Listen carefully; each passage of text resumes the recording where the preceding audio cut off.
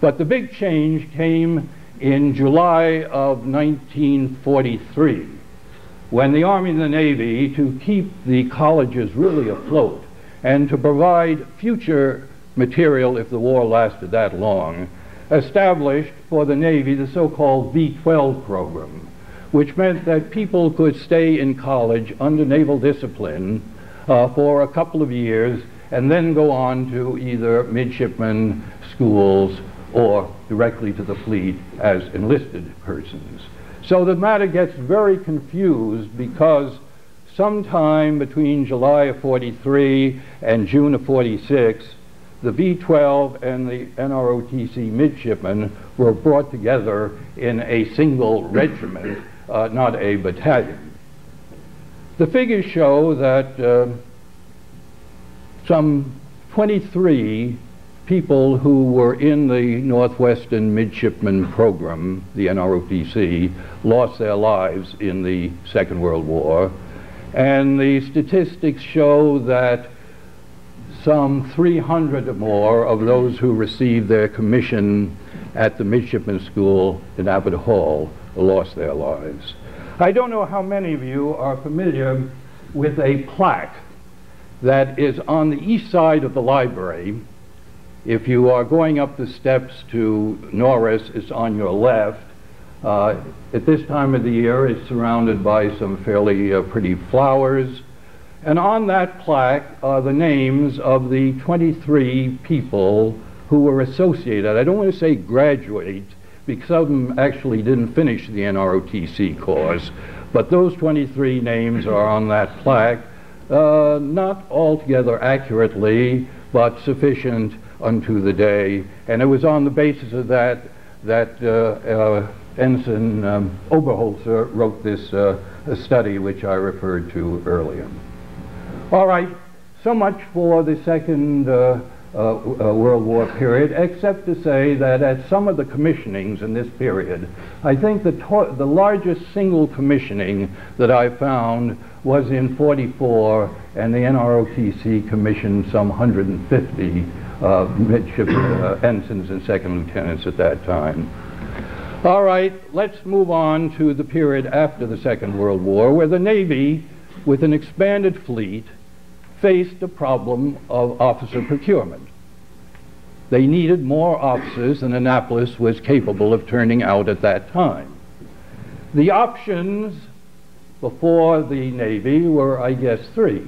They could double the size of Annapolis, which I think physically would have been difficult. They could have established a second naval academy on the West Coast, and you can be sure that the congressmen from California, Oregon, and Washington were in favor of that, or they could turn to the NROTC. And it was that third option that was taken in 1946 under the so-called Holloway Plan. And in my judgment, it is at that point that the Reserve Officer Training Corps really became officer procurement, because the purpose was to turn out officers who would go immediately on active duty. Their obligation, depending upon the program, varied 2, 3, 4 years, sometimes more than that, depending upon their specialty. And there were scholarships. To support this program. The number of institutions was expanded to over 50 in 1946 and remained fairly steady at that number for many years to come. At that time, Northwestern was eager to have an expanded unit. President Franklin Bliss Snyder, who succeeded President Scott, was on the board of visitors at the Naval Academy. Many of the faculty referred to him as Admiral Snyder.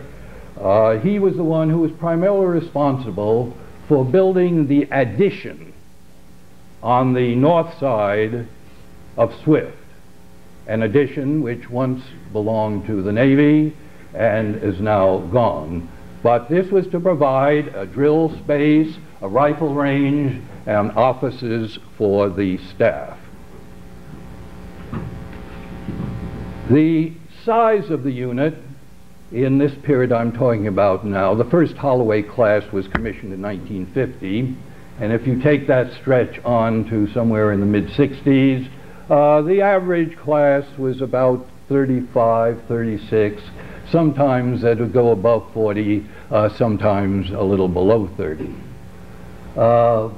It was a rather placid period, if I may say so.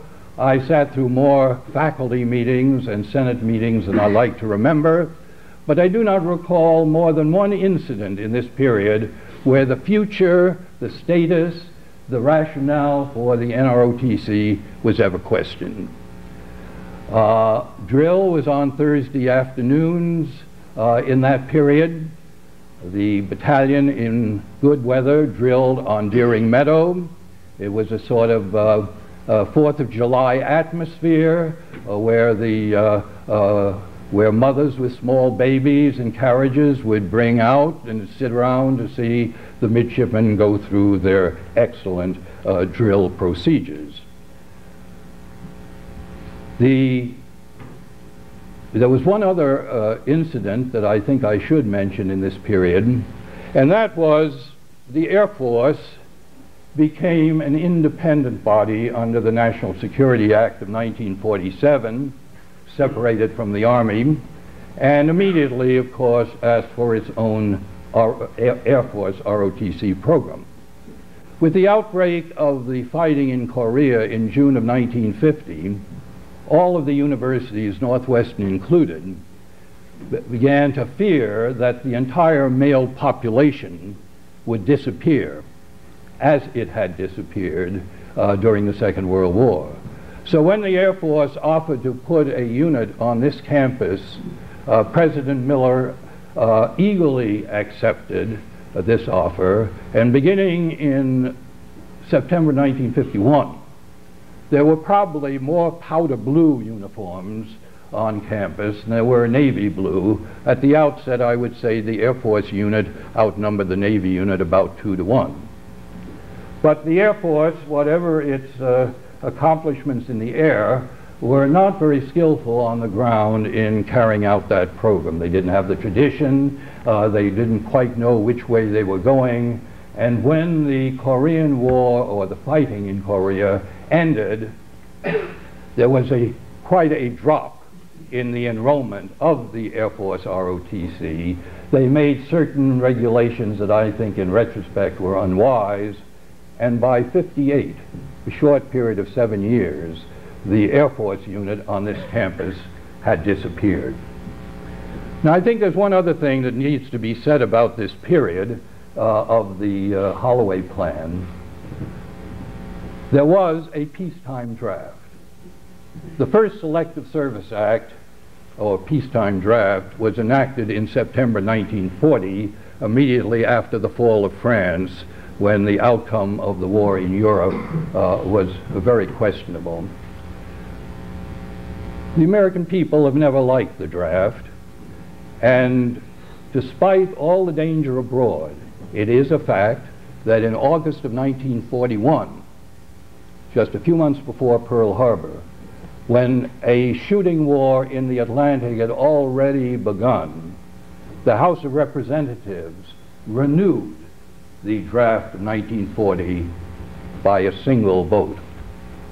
But the existence of this draft, which was reinstituted after the Second World War, undoubtedly had something to do with the fact that the NROTC program drew as many people as it did. Most Northwestern undergraduates in the 1950s, as I remember, the great majority spent some time in the military. They might be drafted, they might go to OCS at Newport, and then of course to avoid either of those, there was the NROTC.